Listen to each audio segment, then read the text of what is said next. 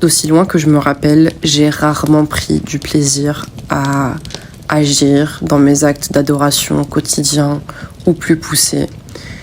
J'ai toujours fait les choses avec une discipline nécessaire, mais qui se doit d'être plus forte que pour quelqu'un de normal, du moins je suppose. Parce qu'en réalité, je pense pas avoir été normal une seule seconde dans ma vie. Il s'avère que mon père est adepte de la sorcellerie, et ça depuis bien avant ma naissance, si j'ai bien saisi. J'ai toujours été confrontée à des éléments étranges, à une espèce de poisse, comme j'aurais pu l'appeler à l'époque, qui paraissait trop grosse pour juste s'apparenter au hasard. J'ai souvent été bloquée dans ma vie, de manière générale ou plus précisément, et quand j'ai commencé à m'intéresser à l'islam, ça a été pire. Ça veut dire que, littéralement, j'ai eu des bâtons dans les roues dans chacune de mes démarches pour pouvoir concrétiser chacun des principes qui me tenaient pourtant à cœur et que j'avais décidé d'embrasser après un des pires événements de ma vie. Il s'avère que je ne me suis pas convertie à l'islam après avoir rencontré un croyant ou une croyante pertinente, loin de là. Je me suis pas convertie non plus après un grand amour pour le Coran, ou peu importe. Je me suis convertie après une TS qui a raté. C'est dans un énième désespoir que je me suis adressée à lui, les yeux qui ruisselaient, en me demandant si au moins je comptais, ne serait-ce que pour lui. Et au fond de moi-même, je pense que ça m'a toujours suffi. J'avais juste besoin d'une preuve de quelque chose de tangible. C'est dans ces moments-là que le silence est le plus assourdissant. Je me suis écroulée dans ce fameux silence. Et à mon pseudo-réveil, c'était les branches d'arbres du dehors qui formaient son nom avec les ombres sur le petit placard que j'avais dans cet appartement miteux. Hasard ou pas, je crois que je n'y ai jamais cru. S'en est suivi une promesse dans un chuchotement, une promesse de ne jamais vivre pour autre que lui. J'avais trouvé ce but, cette raison d'être qui me torturait tant depuis tant d'années. Mais il me fallait être sûr d'avoir choisi la bonne direction. Alors je me suis juste attelée avec le peu d'énergie que j'avais, mélangée à cet enthousiasme nouveau, à étudier les différentes religions, à revenir sur les bases, les fondements. À ce moment précis, je ne sais pas que mon père est un sorcier, je ne sais pas qu'il m'a vendu au shayatin. En réalité, je l'ai toujours vu, d'aussi loin que je me rappelle, prier en direction de la Mecque, faire ses ablutions en exagérant souvent, en gaspillant beaucoup. Je l'ai toujours vu aborder l'image du croyant, toujours parler d'Allah, sans jamais sentir une seule once de sincérité dans son cœur, en ayant honte parfois de ces présupposés que je faisais à son égard. Il n'est pas sincère, je me disais, et Allah sait à quel point j'avais raison. Il m'arrivait de regarder ses mains, de bloquer ces mêmes mains qu'il mettait à plat, le front contre le sol, après m'avoir défiguré ou après avoir traumatisé ma mère. Et je me demandais, a-t-il une once de conscience ou est-il complètement fou? Comment des actes aussi incohérents peuvent se succéder devant moi sans qu'il ne sente aucune gêne à ce que cela se reproduise indéfiniment? Ses mains, je le savais, elles avaient commis le pire, je le sentais. Dans sa famille, c'est bien simple. Il est le seul qui prie, le seul qui arbore une image de fierté religieuse, pseudo-religieuse, ce qui suffit amplement à des gens égarés, loin de toute recherche, de toute volonté de connaître ce qu'ils font sur cette planète. Ça leur suffit. Ça leur suffit pour se dire que c'est inévitablement quelqu'un de bien. En réalité, ça aurait pu l'être. Je suppose qu'à la base, il s'est intéressé à la religion pour des raisons qui sont saines. Vraisemblablement, ça n'a pas duré. C'est purement humain de se questionner, de se dire quel stade il faut atteindre pour accepter de vendre son âme. Je ne sais pas en réalité pourquoi j'ai été tant surprise de découvrir la supercherie. Pendant des mois auparavant, je le suppliais de pratiquer la ruqya, l'exorcisme en français, chose qu'il a toujours refusée. Bien évidemment, j'ai été touchée de manière inappropriée, très jeune et à de multiples reprises. S'en est suivi toute une vie paralysée par ce genre de gestes. Pourtant, mon caractère ne colle pas, ne colle plus. La carapace a été largement soudée. Néanmoins, quand il s'agit de ce sujet, je dérape, je vrille. Entre obsession malsaine et terreur invisible, pourquoi est-ce que toute ma vie tournait autour de cette chose? Allah sait à quel point j'ai pensé à me découper l'entrejambe, à juste rendre inaccessible tout ce qui pourrait me briser davantage. Il s'avère que dans l'occultisme, le sacrifice en lui-même ne comprend pas seulement le meurtre, mais également le fait d'offrir à ce niveau-là un être humain. Tout ce qui est sacré dans un sens est toujours sali par le sorcier ou la sorcière, rendant tout son sens au terme blasphème. Je pense que c'est du blasphème que se nourrissent tous les démons, non pas du péché en lui-même. Le pacte entre le sorcier et le diable, le chef des shayatines, qui est choisi selon l'emplacement, se passe toujours à huis clos. Un accord tacite qui se fait via l'intention d'obtenir d'autre qu'Allah. Dans ce sens, est-ce que tout le monde ne ferait pas de la sorcellerie en commettant l'acte de shirk, implorer les tombes, supplier les saints, se mettre à genoux devant des shirs? Ces actions d'idolâtre m'ont toujours répugné. Pourtant, mon père m'a toujours fait baigner dans ce système. Et, alhamdulillah, il m'a tellement maltraité que je ne pouvais ni prendre en considération son opinion, ni l'admirer. Je n'ai donc fait que rejeter son comportement de polythéiste, bancal, qui se revendique comme monothéiste, tout en s'agenouillant devant le diable en personne le soir. La première chose que je me suis dite, c'est jouer une comédie pareille doit demander tellement d'énergie. Quand je parlais de blasphème, beaucoup de gens n'ont pas conscience d'à quel point l'acte de sorcellerie est grave, d'à quel point il faut mettre de côté toute conscience pour pouvoir agir de la sorte, ou avec plus de simplicité, être profondément stupide.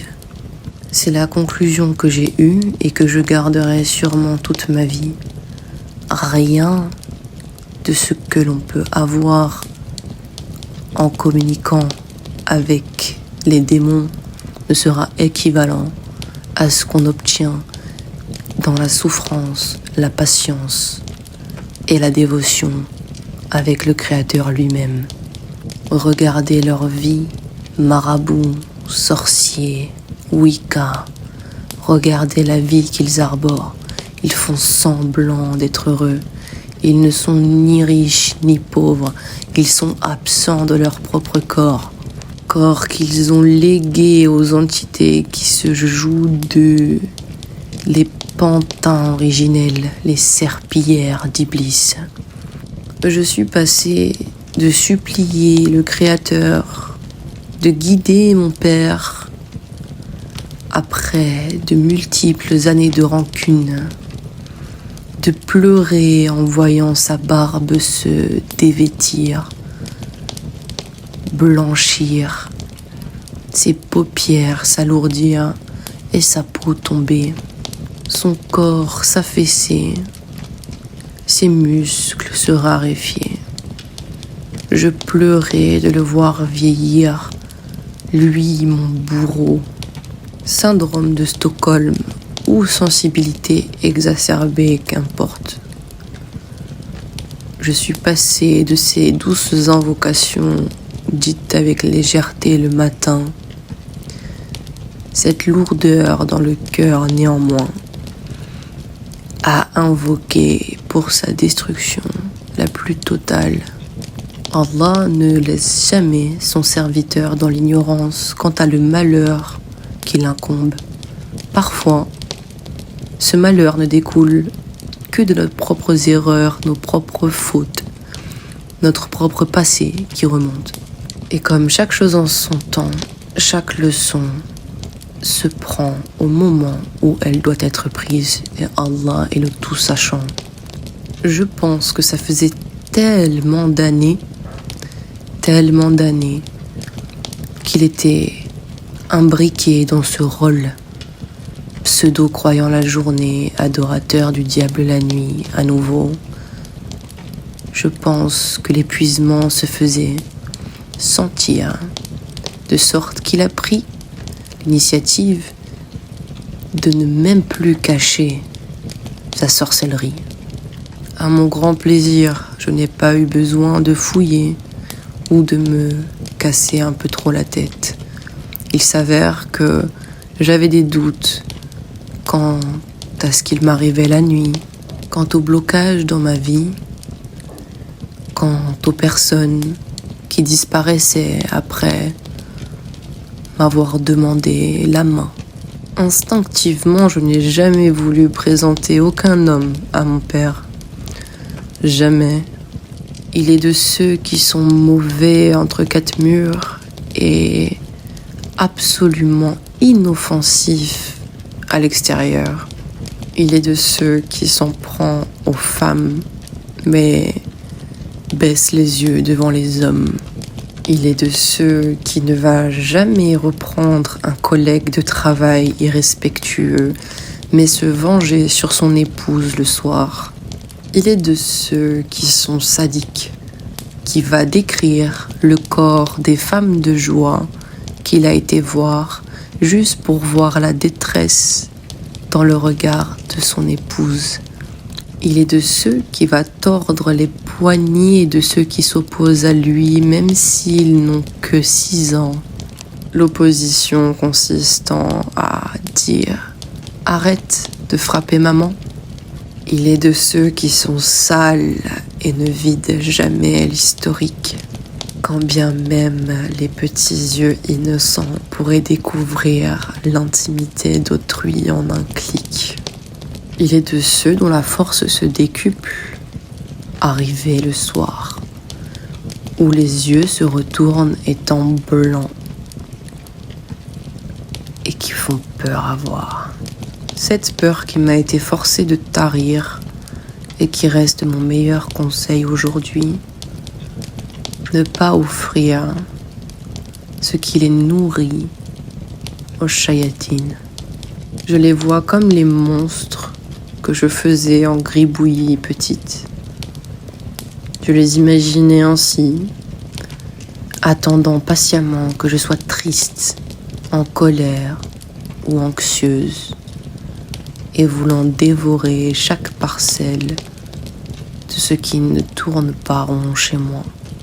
Mes déductions étaient bonnes, car à travers le temps, même sans savoir pourquoi, j'ai appris à ne plus donner mes émotions à quoi que ce soit.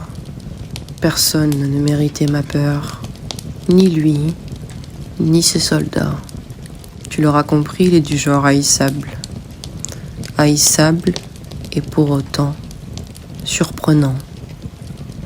On le pense simplet, mais il est méthodique. C'est souvent le genre de témoignage qu'on a des personnes victimes de sorcellerie. Quand bien même je hais ce terme, victime, c'est déjà suffisamment humiliant pour qu'en plus on soit catégorisé de la sorte. Pour les abus, c'est pareil. Je déteste ce terme. Comme si on n'avait aucune mainmise sur ce qui nous arrivait. Comme si on était les pantins des désirs macabres des autres. Toujours les proches. C'est toujours les proches qui ont accès à ces objets intimes qui sont utilisés pour maximiser les effets de la sorcellerie. Et si eux-mêmes ne sont pas les sorciers, ils arrivent toujours à en connaître. J'ai longtemps essayé de trouver un justificatif, des raisons qui pourraient être valables, audibles. Pourquoi m'avoir vendu? Pourquoi m'avoir sacrifié? Et pourquoi moi, parmi les autres? Le plus ironique est que dans son livre de magie noire, les post-it les plus souvent utilisés étaient parmi les pages concernant l'amour. Même si tu concevras que leur vision de l'amour n'a rien à voir avec l'amour en lui-même, c'est plutôt de la possession dans tous les sens du terme, justement. Et il y avait tout un monde dans ce cahier, dans ces cahiers. Comment ai-je pu juste passer toute ma vie à côté d'eux sans jamais les voir? Après maintes recherches, les premières demandes que font le sorcier ou la sorcière sont justement de ne pas être trouvés. Ces imbéciles heureux pensent fermement ne pas être détectés, alors qu'ils connaissent et qu'ils sont parfaitement conscients de la fin de chaque être humain, du jour des comptes. Ils vont même en parler eux-mêmes. C'est ça qui fait terriblement mal aussi. Cette espèce de balance, toujours ballottée d'un point de vue à un autre opposé. Les deux opposés qui s'affrontent en permanence, tout en étant les deux faces d'une même pièce. J'ai toujours eu l'impression d'être ça. Les sorciers et les sorcières sont les premiers à parler du Créateur, sont les premiers à arborer une image pieuse. Ils sont dans un cosplay, dans un RP, où littéralement ils jouent l'opposé de ce qu'ils sont en boucle. Et comment quelqu'un qui a conscience du jugement de ses actes, arrive à édulcorer ses gestes jusqu'à les rendre licites? Comment quelqu'un peut accorder si peu d'importance à la vérité telle qu'elle est pour pouvoir la modeler à sa sauce et s'en satisfaire, tout en ayant conscience de prime abord que tout ce sur quoi il se repose va s'écrouler? Est-ce que c'est pas ça la stupidité finalement? Je me le demande. J'ai eu l'occasion de me plonger en long, en large, en travers dans le sujet, d'avoir un nombre incalculable de témoignages également. Bien évidemment que on ne m'a pas aidé. Bien évidemment que les gens ont fui. Quand j'ai expliqué tout ce qu'il y avait chez mon père, ils ont préféré se soumettre à lui plutôt qu'à Allah, rongés par cette peur de tout perdre, alors qu'en face, ils avaient quelqu'un qui avaient déjà tout perdu. Perdre l'intégrité et l'identité qu'on a ne se retrouvent jamais. Leurs craintes me répugnent. Leurs yeux pleins d'angoisse me dégoûtent et me donnent envie de vomir.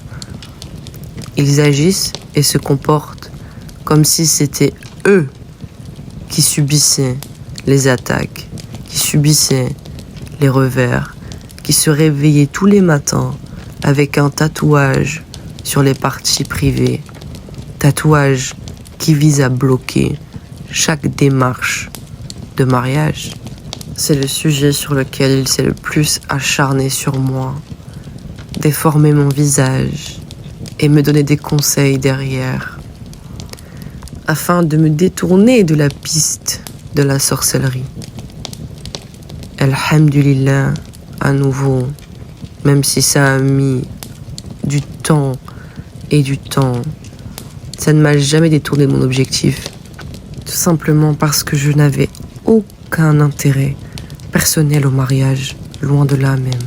J'avais un objectif, fin. Rien de ce que j'ai vu des autres, ni psychologiquement, ni physiquement, ni mentalement, ne m'a jamais convaincu à ce sujet. Évidemment, j'ai souffert de voir mon visage détruit. J'ai encore plus souffert de feindre l'ignorance et de voir mon père vouloir m'empoisonner encore. Me poser des questions fatidiques du genre « As-tu des nouvelles de ton mari ?» Non pas « Quand est prévu le mariage ?» ou « Est-ce que je peux faire quelque chose pour toi lors de ce mariage ?» Non. As-tu des nouvelles ? C'est sûrement le sujet le plus délicat car il ne me concerne pas que moi. J'ai vu la personne avec qui j'étais prévue se terrer dans le silence et souffrir de maladies inconnues. Avoir des comportements incohérents que je ne connais que trop bien. Mon père s'étant exercé avec d'autres que nous à sa magie. C'est d'autant plus frustrant quand on sait que tout est illusoire. Les douleurs, les hallucinations, les audios, tout est illusoire. Les shayatin, les djinns plus particulièrement, connaissent l'être humain par cœur. C'est ce qui est le plus frustrant. Ne pas arriver au stade de folie, donc être responsable de ses actes et pour autant avoir tellement de mal à juste arborer une vie normale. Si les gens savaient les images qui nous sont implantées ou les sons directement dans la tête, ils nous fuiraient. Qu'est-ce que je raconte ? Personnellement, ils me fuient déjà. Et tout s'est expliqué quand j'ai juste ouvert le Coran sur la table de son chez lui et que j'ai lu les mots « rends-la seule et isolée ». Couple lui sait pas, empêche les hommes de la vouloir. C'est très paradoxal parce que du coup, ça n'a pas empêché les hommes de désirer le mariage. En revanche, quand tout doit se concrétiser, c'est là qu'ils disparaissent. On me veut et on ne me veut plus. Et j'ai son visage qui revient en boucle dans ma tête. As-tu des nouvelles de ton futur mari ? J'ai mis longtemps à ne pas céder à cette vengeance, à cet exutoire que j'aurais pu me faire moi-même. Après tout, il a semé le mal partout où il est passé. Il a brisé une femme dont il connaissait le père en l'utilisant pour les papiers. Il s'est amusé à s'envoyer en l'air volontairement avec toutes les chayatines du quartier. Comme je hais les gens qui aiment profondément cette vie alors que je la méprise. Comme je hais les gens qui travestissent la moindre parcelle de valeur ou de principe juste pour pouvoir assouvir des désirs comme des enfants.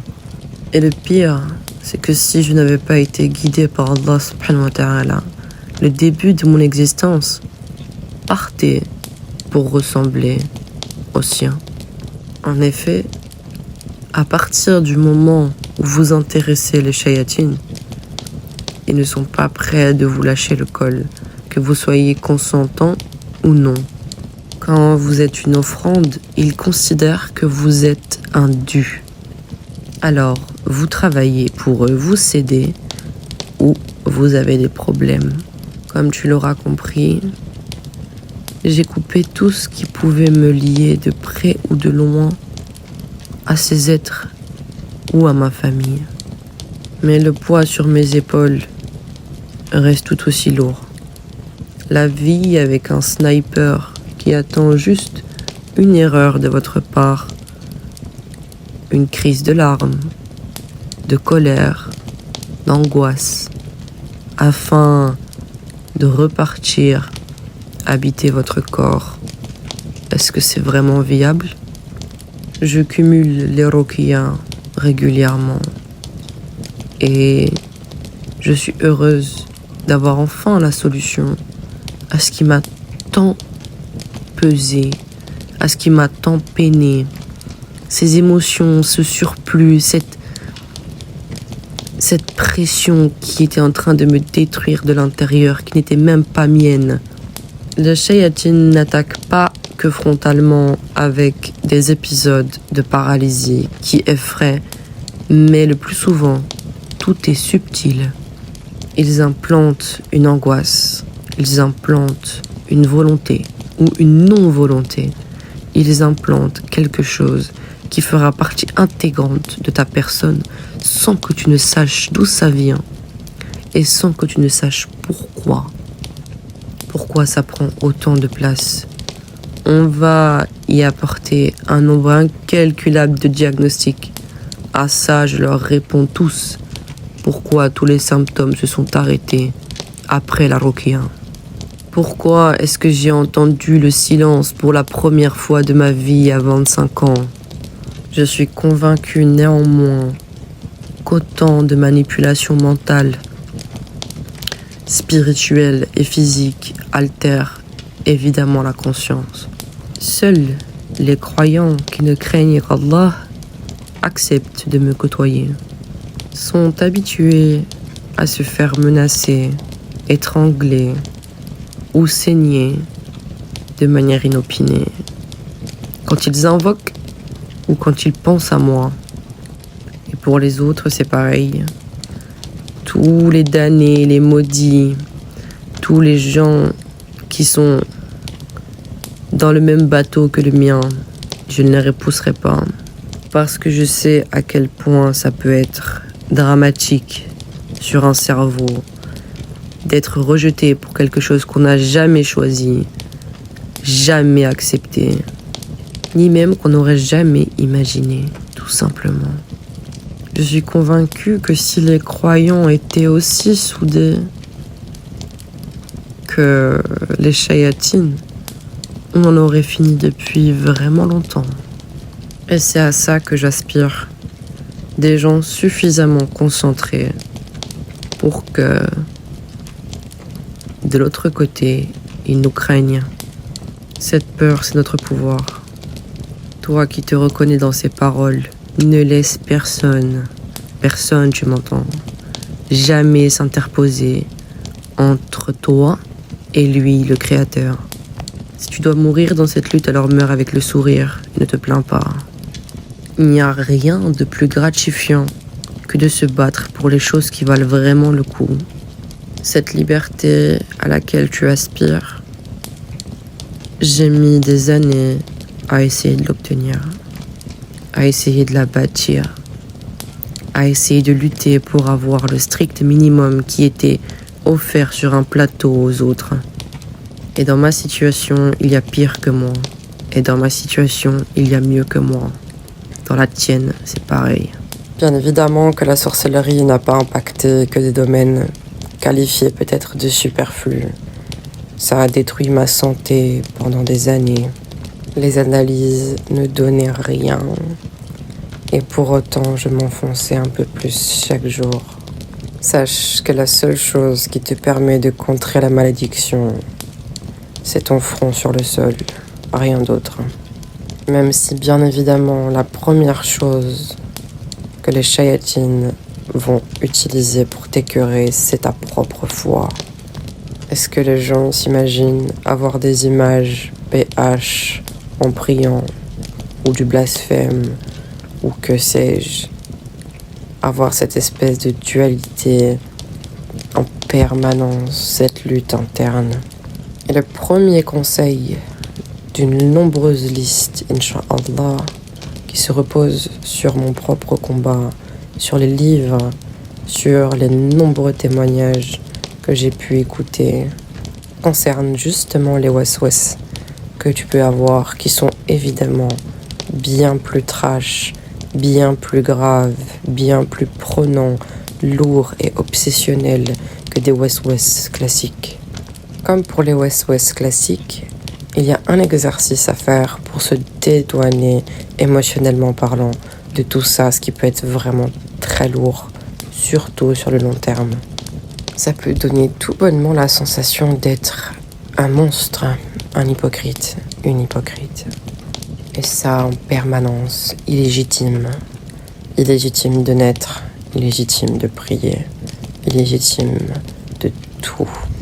Pour savoir si les pensées viennent de toi, tu vas littéralement sortir le waswas et imaginer que quelqu'un d'inconnu te le balance à la tronche. Il va dire exactement ce qui te passe dans le crâne et tu vas réagir avec instinct. Tu vas donc réaliser que tu ne cautionnes pas les 3/4 des idées qui sont implantées dans ton crâne. Parce que tout bonnement, ce n'est pas les tiennes. Si tu les cautionnes, remets-toi en question. Il y aura toujours des gens adeptes de fusionner avec la voix dans leur tête. Ce n'est pas mon cas. Ils ont cet espoir presque niais que plus ils lui obéissent, plus elle se taira, alors que c'est faux. Plus tu obéis au diable, plus il prend de l'ampleur. Et le seul moment de répit que tu as après avoir cédé à la pulsion n'est que le pic de l'iceberg de culpabilité qui s'ensuit. Et si la culpabilité ne te pose aucun problème, sache que son revers est l'échec. Ni plus, ni moins. Maintenant que tu sais que ces pensées ne sont pas tiennes, à chaque fois qu'elles vont popper dans ta tête, réponds avec du dhikr. À chaque fois qu'une pensée blasphématoire arrive, par exemple, réponds La ilaha illallah. Joue avec les mêmes armes. À chaque fois qu'une image obscène arrive, réponds Astaghfirullah.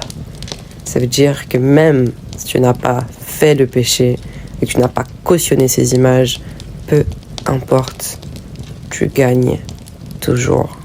Sache qu'avec de l'acharnement, de la hargne et surtout une volonté de faire, ils cèdent toujours, qu'importe leur chef, qu'importe d'où ils viennent et qu'importe s'ils ont pour projet d'attendre patiemment à nouveau, de te savoir faible pour revenir. Ainsi de suite, tu auras les clés et au fur et à mesure, ce sera plus simple d'ouvrir les portes. Tu ne mettras plus tant d'énergie à faire tes ruqya. Tu anticiperas les attaques, tu anticiperas la fourberie. Cette guerre, tu vas la gagner. À quel moment les serviteurs du Créateur lui-même de ce monde pourraient perdre? Ils ne perdent qu'au moment où ils se laissent distraire et convaincre par le discours du diable. Tout a toujours fonctionné ainsi.